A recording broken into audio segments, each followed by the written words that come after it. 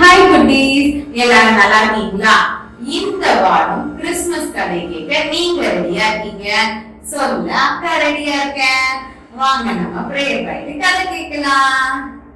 அன்புள்ள இயேசு சுவாமி, இந்த நல்ல வேலைக்காய் உமக்கு நன்றி ஏசப்பா. இந்த வீடியோவை பார்த்துட்டு ஒவ்வொருத்தரும் நீங்க ஆசீர்வதிங்க, அவங்களோட தேவைகளை நீங்க சந்திங்க. கேட்கிற கதை மூலமாகவும் வசனத்தின் மூலமாகவும் அவர்களோடையும் என்னோடையும் நீங்க பேசுங்க. எங்களுக்கு பிரயோஜனமா இருக்க கிருபை தாங்க. இயேசு கிறிஸ்துவின் மூலம் ஜெபம் கேளும் எங்கள் ஜீவனுள்ள நல்ல பிதாவே, ஆமென்.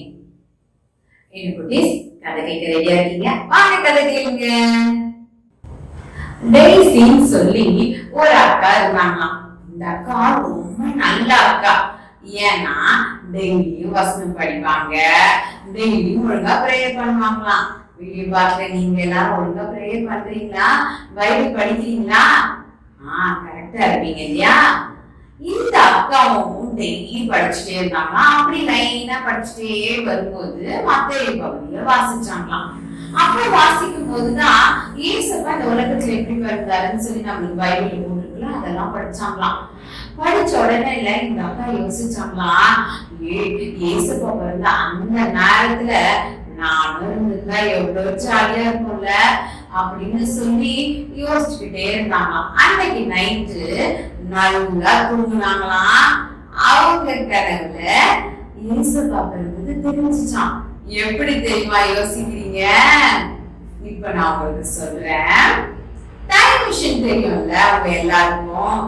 அந்த டைம் மிஷின் மூலமா இந்த டெய்சி அக்கா போன மாதிரி ஒரு சூப்பரான கனவு கண்டாங்களாம்.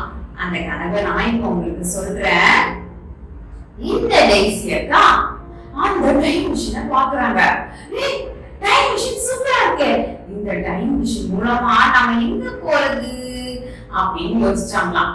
ஞாபகம் வந்துதான் இன்னைக்கு நாம படிச்ச பைபிள் வசனத்துல இயேசுவா பிறந்தத பத்தி நாம படிச்சோமே. பேசாம இயேசுவா பிறந்த அந்த நாளுக்கு நாம பயணம் பண்ணி போனா எப்படி இருக்கும்னு சொல்லிட்டு அந்த நேரத்துல யோசிச்சாங்களாம். அதே மாதிரி இந்த டைம் மிஷின்ல இந்த அக்கா பயணம் பண்ணாங்களாம். இயேசுவா பிறந்த அந்த நாளுக்கு ஜாலியா போனாங்களாம். நான் கூட இந்த மாதிரி டைம் மிஷின் கிடைச்சா எங்கேயோ போய் சுத்தி பார்ப்போம்ல, ஜாலியா பரலோகத்துக்கு போகலாம், ஜாலியா இந்த உலகத்தையே சுத்தி பார்க்கலாம்ல. இந்த டெய்சி அக்கா ரொம்ப அழகா யோசிச்சு ஏசப்பா பிறந்த அந்த நாள்ல போய் அழகா பயணம் பண்ணி போனாங்களாம். அப்போ டைம் மிஷின்ல இருந்து இறங்கி தூரமா நின்று வேடிக்கை பாக்குறாங்களாம். அப்படி வேடிக்கை பார்க்கும்போது ஏசப்பா பிறந்த உடனே வர சத்தத்தை கேட்டாங்களாம். கேட்ட உடனே இந்த டெய்சிக்கு செம்ம ஹாப்பி ஆயிடுச்சு. இயேசு பிறந்துட்டாரு அப்படின்னு சொல்லி எட்டி பார்த்தாங்களாம். அழகான குழந்தையா இயேசு கிறிஸ்து இந்த உலகத்துல வந்தாங்களாம். இத பார்த்தோன்னே இந்த டெய்சி அக்கா ரொம்ப சந்தோஷப்பட்டாங்களாம். அதோடு சேர்ந்து இயேசப்பா இந்த உலகத்துல இறக்கிறதுக்காக தானே பிறந்து வந்தாரு, நம்மளுடைய பாவத்துக்காக தானே பிறந்து வந்தாரு அப்படின்னு சொல்லி யோசனை வந்துச்சான். அப்ப அவங்க நினைச்சாங்களா, ஆமாமா இந்த உலகத்துல இயேசுவா பிறக்கலன்னா நமக்கு பாவத்துல இருந்து விடுதலையே கிடைச்சிருக்காதே அப்படின்னு சொல்லி இயேசுவா பிறந்ததை நினைச்சு நம்ம ரொம்ப சந்தோஷப்படணும் அப்படின்னு சொல்லி சந்தோஷப்பட்டாங்களாம். அப்ப என்ன பண்ணாங்களாம், தூரமா நின்று அங்க என்ன நடக்குதுன்னு பார்த்தா ஒவ்வொருத்தரா குழந்தை இயேசு கிறிஸ்துவை பார்க்கறதுக்கு வந்தாங்களாம். சரியா? ஃபர்ஸ்ட் தேவ தூதர்கள் அந்த இடத்துக்கு வந்துட்டாங்க. வந்த உடனே பார்த்தா அழகா இருக்காங்களே இந்த தேவ தூதர்கள் அப்படின்னு நினைச்சு இந்த டெய்சி அக்கா ரொம்ப சந்தோஷப்பட்டாங்களாம். அப்ப இந்த தேவ தூதர்கள்லாம் என்ன பண்ணாங்களாம், ரொம்ப அழகான சூப்பரான சாங்க குழந்தை இயேசுக்கு டெடிகேட் பண்ணாங்களாம். அப்ப தூரத்துல இருந்து பார்த்த டெய்சி அக்கா நினைச்சாங்களாம், பாருப்பா குழந்தையா பிறந்த இயேசுப்பாவுக்கு பாட்டையே அழகா பரிசா கொடுத்துட்டாங்க அப்படின்னு சொல்லி அவங்க ரொம்ப சந்தோஷப்பட்டாங்களாம். அடுத்தது பின்னாடியே பார்த்தா மேய்ப்பர்கள் எல்லாம் வந்தாங்களாம்.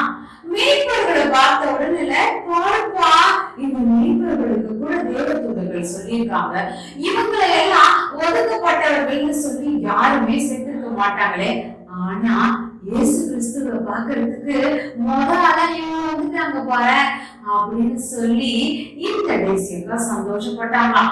அவங்க என்ன தெரியுமா பண்ணாங்களா, ஏசப்பாவுக்கு கிஃப்ட் அழகா அவங்க பணிந்து வணங்கினாங்களாம். அது மட்டும் இல்லாம இயேசு கிறிஸ்து பிறந்த இந்த செய்திய எல்லாருக்கும் சொன்னாங்களாம். இயேசுப்பா பிறந்ததுனால ஏற்பட்ட ரட்சிப்ப இந்த உலகத்துக்கு சொன்னது இவங்கதாங்க. இவங்களால இயேசுப்பாவுக்கு கொடுக்கப்பட்ட கிஃப்ட் தான் இந்த உலகத்துக்கு அழகான ரட்சிப்பை இவங்க வெளிப்படுத்தினாங்களாம். அப்ப தூரத்துல இருந்து பார்த்த டெய்ஸி அக்கா, பாரு இந்த மீட்பர்கள் எவ்வளவு அழகா இயேசு கிறிஸ்து பிறந்தாருன்னு சொல்லி எல்லாருக்கும் சொல்லி இயேசுப்பாவுக்கு சூப்பரா ஒரு கிஃப்ட் கொடுத்துட்டாங்க அப்படின்னு சொல்லி தூரமா நின்று பார்த்துட்டே இருந்தாங்களாம். அந்த நேரம் பார்த்து 3 பேர் வந்தாங்கன்னா எட்டி எட்டி இந்த அக்கா பார்த்தாங்களாம். பார்த்தா ஞானிகள் வராங்க. ஞானிகள் தான் இயேசுப்பாவை பணிந்து கொள்ள வராங்களே அப்படின்னு சொல்லி தூரமா நின்று எட்டி பார்த்தாங்களாம். முதல்ல ஒரு ஞானி வந்தாராம். வந்து அவ்வளவு தங்கத்தை எடுத்து வந்து கொடுத்து இயேசு கிறிஸ்துவ பணிச்சுக்கிட்டாங்களாம். அதுவும் குட்டியா இருந்த இயேசுப்பாவை. அடுத்தது பக்கத்துல ஒருத்தர் வெள்ளி எடுத்து வந்து பணிச்சுக்கிட்டாரா. எடுத்து வந்து இயேசுப்பாவுடைய பாதத்துல வச்சு அவரை வணங்கி அழகான கிஃப்ட் கொடுத்தாராம். பின்னாடியே வந்தவர் மட்டும் சும்மா இருப்பாரா, வெள்ளி போலதான் அவருக்கு கிஃப்டா கொடுத்தாங்களாம். பார்த்தால இந்த அவ்வளவு ஆச்சரியம். இந்த உலகத்துல இயேசுப்பா இப்பதாங்க பிறந்தாரு, அதுக்குள்ள இந்த உலகத்துல இருக்கிற ஐஸ்வர்யத்தெல்லாம் எடுத்து வந்து வச்சு அவருக்கு கிஃப்டா கொடுக்குறாங்களே அப்படின்னு சொல்லி பார்த்தாங்களாம். இதெல்லாம் பார்த்துட்டு இருந்த இயேசுடைய அம்மாவும் அப்பாவும் ரொம்ப சந்தோஷப்பட்டாங்க. பாருப்பா, இயேசு கிறிஸ்து பிறந்த உடனே எவ்வளவு கிஃப்ட் எல்லாம் கொடுத்து இவங்க எல்லாரும் இயேசுப்பாவும் பணிச்சுக்கிட்டாங்க அப்படின்னு சொல்லி ரொம்ப சந்தோஷப்பட்டாங்களாம். தூரத்துல இருந்து பார்த்துட்டு இருந்த டெய்ஸி அக்கா, பாரு இயேசுப்பாவை எல்லாரும் வந்து பணிச்சுக்கிட்டாங்க, அது மட்டுமா எல்லாரும் கிஃப்ட் கொடுத்தாங்களே அப்படின்னு சொல்லி யோசிச்சுக்கிட்டே இருந்தாங்களாம். அப்படி யோசிச்சுக்கிட்டே இருக்கும்போது, பாரு நம்ம கையில ஒண்ணுமே இல்லையே அப்படின்னு சொல்லி ரொம்ப ஃபீல் பண்ணிக்கிட்டு அப்படியே அழுகையா வந்துருச்சான். அப்படி அழுகையா வந்துட்டப்ப திடீர்னு அம்மா டெய்ஸி அப்படின்னு சொல்லி கூப்பிட்டாங்க. கூப்பிட்ட உடனே அந்த கனவு கலைஞ்சு போச்சா. கலைஞ்சு போன உடனே இந்த டெய்ஸி அக்கா உட்காந்து யோசிச்சுட்டே இருந்தாங்களாம். நாங்க சூப்பரா ஒரு கனவு கண்டோம். அந்த கனவுல இயேசுப்பாவுக்கு எல்லாரும் கிஃப்ட் கொடுக்குறாங்க, ஆனா நாம மட்டும் அந்த இடத்துல கிஃப்ட் கொடுக்காம இருந்துட்டோமே அப்படின்னு சொல்லி ரொம்ப ஃபீல் பண்ணாங்களாம். அந்த டெய்ஸி அக்காவோட அம்மால, டெய்ஸி என்ன ஒரே சோகமா உட்கார்ந்துருக்க, அதுவும் காலையிலேயே அப்படின்னு சொல்லி கேட்டாங்க. உடனே இந்த டெய்ஸி அக்கா சொன்னா, எல்லாம் உங்களால்தான் மம்மி, எல்லாம் உங்களால்தான். நான் என்னப்பா பண்ணேன் அப்படின்னு சொல்லும்போது, சூப்பரான கனவு கண்டுட்டு இருந்த குழந்தையா பிறந்த இயேசு கிறிஸ்துவ போய் பார்க்க போனதெல்லாம் பார்த்துட்டு இருந்த அழகான டைம் மிஷின் மூலமா. ஆனா நீங்க நான் கிஃப்ட் கொடுக்கறதுக்குள்ள என்னை எடுத்து விட்டுட்டீங்களே அப்படின்னு சொன்னோம்னா அவங்க அம்மா ஆச்சரியமாச்சான். என்னது, குழந்தையா இயேசு பாப்பா நீ போய் பாத்தியா? பொய் சொல்லாத அப்படின்னு சொன்னாங்களாம். உடனே உண்மையாதான் மம்மி, அங்க குழந்தையா பிறந்த இயேசுக்கு தேவதூதர்கள் பாட்டு அழகா பாடி கிஃப்டா கொடுத்துட்டாங்க. மேய்ப்பர்கள்ல அவர் பிறந்த செய்தியை எல்லார்கிட்டயும் சொல்லி அவருக்கு சூப்பர் கிஃப்ட் கொடுத்துட்டாங்க. பின்னாடியே வந்த 3 ஞானிகளும் தங்கம் கொடுத்தாங்க, வெள்ளி கொடுத்தாங்க, வெள்ளை குடம் கொடுத்தாங்க. அப்பதான் எனக்கு ரொம்ப ஃபீலா இருந்துச்சா. என்கிட்ட ஒண்ணுமே இல்ல மம்மி. அந்த டைம் ஏசப்பாவுக்கு என்ன கொடுக்கறதுன்னு யோசிச்சுக்கிட்டே இருந்தேன். அந்த நேரம் பார்த்தா நீங்க எடுத்து விட்டுட்டீங்க அப்படின்னு சொல்லி இந்த டெய்ஸி அக்கா புலம்புனாங்களாம். அப்ப உட்காந்து யோசனை பண்ணாங்களாம், ஏசப்பாவுக்கு என்ன கிஃப்ட் கொடுக்கறது, என்ன கிஃப்ட் கொடுக்கறது, என்ன கிஃப்ட் கொடுக்கறது அப்படின்னு சொல்லி யோசிச்சாங்களாம்.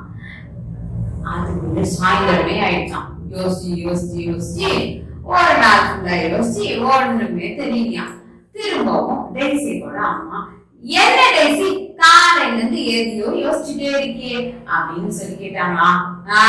காலையில ஒரு விஷயம் சொன்னல, ஏசப்பாவுக்கு என்ன கிஃப்ட் கொடுக்கறதுனே தெரியல மம்மி அப்படின்னு சொல்லி சொல்லும் பொழுது, நான் உனக்கு சொல்லி கொடுக்கட்டுமா, ஏசப்பாவுக்கு என்ன கிஃப்ட் கொடுத்தா ரொம்ப பிடிக்கும் அப்படின்னு சொல்லி அவங்க அம்மா சொன்னாங்களாம்.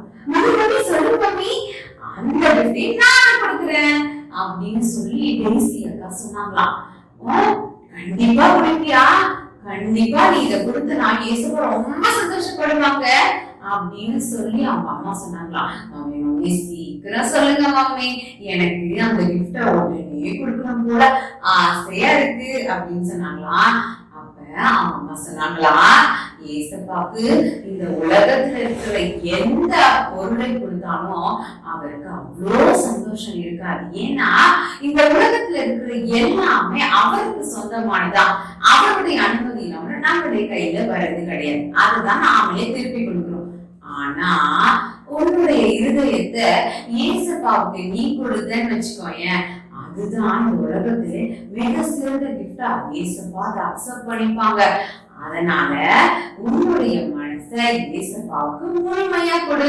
ஏசப்பா உன்னை தவிர நான் வேற யாரையும் முதலிடம் கொடுக்க மாட்டேன், நீங்க தான் ஏசப்பா எனக்கு எல்லாமே அப்படின்னு நீ சொல்லி உன்னுடைய இருதயத்தை ஏசப்பாவுக்கு கொடுத்த அப்படின்னா அந்த கிஃப்ட வாங்கிட்டு ஏசப்பா சும்மா எல்லாம் இருக்க மாட்டாங்க. உனக்கு அதோட சூப்பர் சூப்பர் கிஃப்ட் கொடுப்பாங்க, நிறைய பிளஸிங்ஸ் கொடுப்பாங்க.